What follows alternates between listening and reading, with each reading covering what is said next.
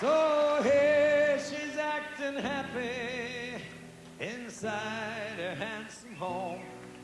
And me, I'm flying in my taxi, taking tips, getting stoned. Well, the years go by and my voice gets lower, and all things can change so fast. Still, nothing can set off your heartbeat as when you return yourself to your past. I got into town a little early, had 8 hours to kill before the show. First I thought about heading up north of the bay, then I knew where I had to go.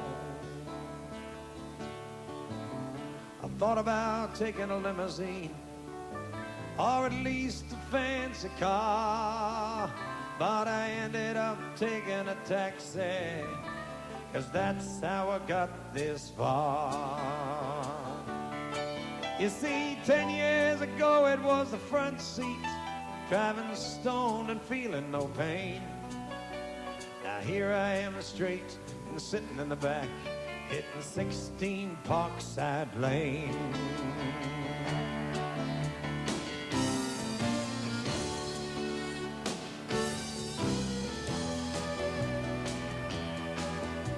The driveway was the same as I remembered, and a butler came and answered the door. He just shook his head when I asked for her and said she doesn't live here anymore. But he offered to give me the address they were forwarding our letters to.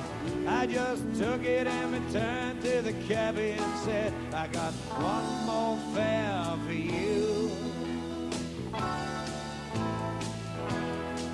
And so we rolled on into the city, up to a 5-story old brownstone. I rang the bell, it had her name on the mailbox. The buzzer said somebody's home.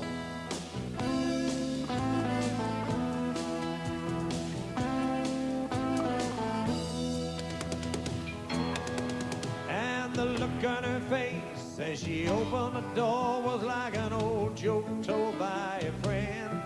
It had taken her 10 more years, but she'd found his smile, and I watched the corners start to bend. And she said, how are you, Harry? Haven't we played the scene before? I said, it's so good to see you, Sue. Had to play it out just once more. Play it out just once more.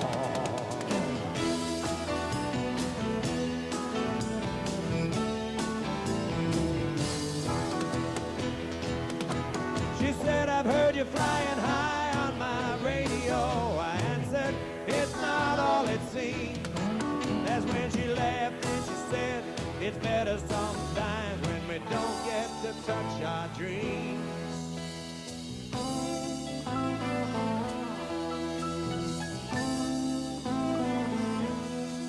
That's when I asked her where was that actress. She said that was somebody else.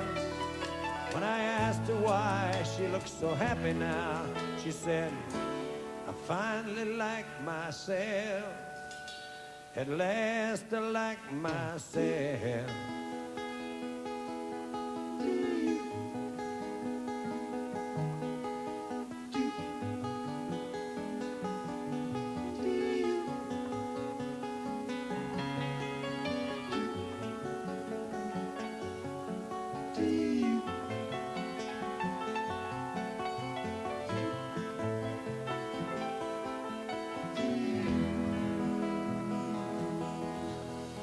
Talked all through that afternoon, talking about where we'd been. We talked of the tiny difference between ending and starting to begin. We talked 'cause talking tells you things like what you really are thinking about. But sometimes you can't find what you're feeling till all the words run out.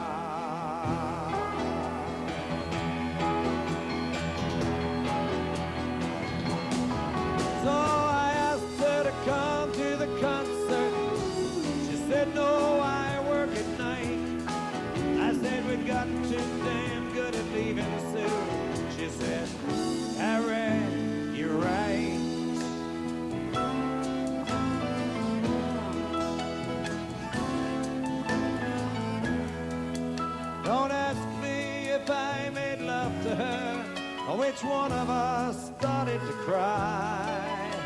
Don't ask me why she wouldn't take the money that I left. If I answered it all, I'd lie.